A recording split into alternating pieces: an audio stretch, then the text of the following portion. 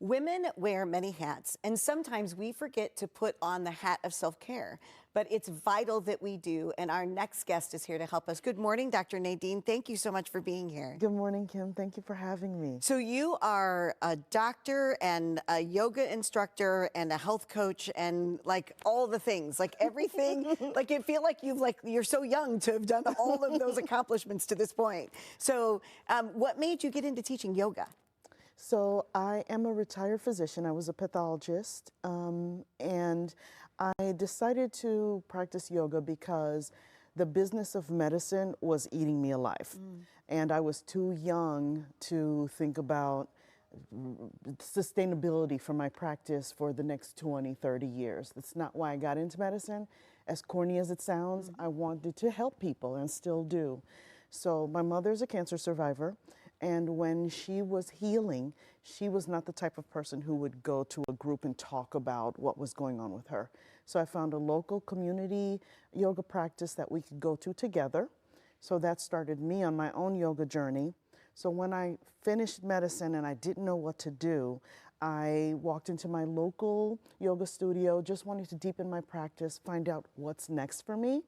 I started a yoga teacher training program. Halfway through it, I thought, a light bulb went off, and I knew to go into the community and teach those mature women, I call wise women, yoga in accessible ways, not just on the floor doing handstands and those types of things. That's not what I was interested in.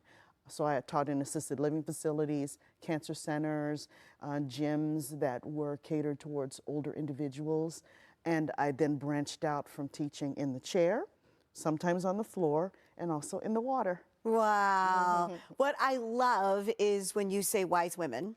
You know, I'm at that age in my life where I'm beyond wanting to be thin. I want to be strong and healthy. That's really how the focus has changed for me.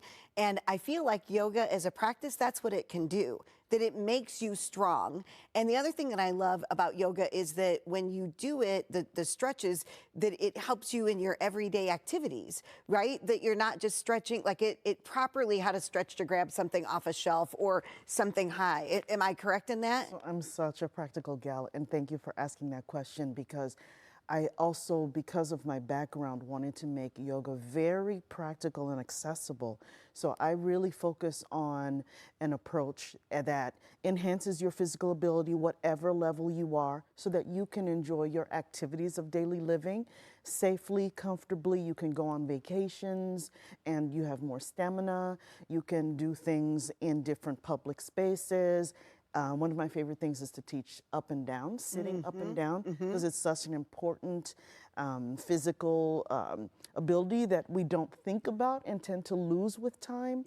So I really like to emphasize being able to enjoy your life physically fully, as well as mentally, emotionally, spiritually as well. So it's not just the physical, it's also learning emotional regulation, how to relax when you're stressed.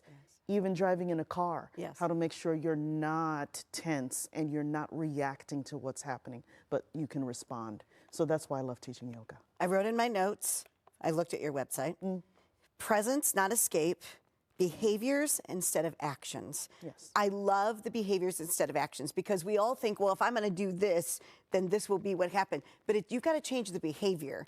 And what I love about yoga is I feel like in today's world, we're all very reactionary instead of taking action. So speak to this, behaviors instead of just actions. So behaviors meaning that you're intentional, that you're thinking about what you're doing, and you have, to go back to the emotional regulation, we're responsible for ourselves, not everyone else. So it's what can I control, what can't I control, what do I want to happen in the situation? So starting to become more in tune with what I need, what I want, and what's an appropriate response instead of reacting. I have a friend who said something that I really like to be the thermostat, not the thermometer. The thermometer, yes. I agree with you 1,000%, because I feel like so many times we are not, you know what I mean? So just real quick, we only have a couple seconds left. What's one thing that we can do to keep ourselves calm and make sure that we are really focusing on self-care with the holidays coming up? take pauses, take breaks. I know that sounds corny. No. But seriously, take pauses, take breaks. Don't let yourself get wrapped up in the chaos of it all. Take time to be by yourself, even if you need to step out of the room for a few seconds. And also listen to my podcast, Health Raisers. Great. That's a great idea. Thank you so much, Dr. Nadine. I'm so glad you were able to join us today. Thank you so much. This was fun. For more information, you can reach Dr. Nadine at 219-767-6096. Visit her website or find her on Facebook at NPK Health Integration.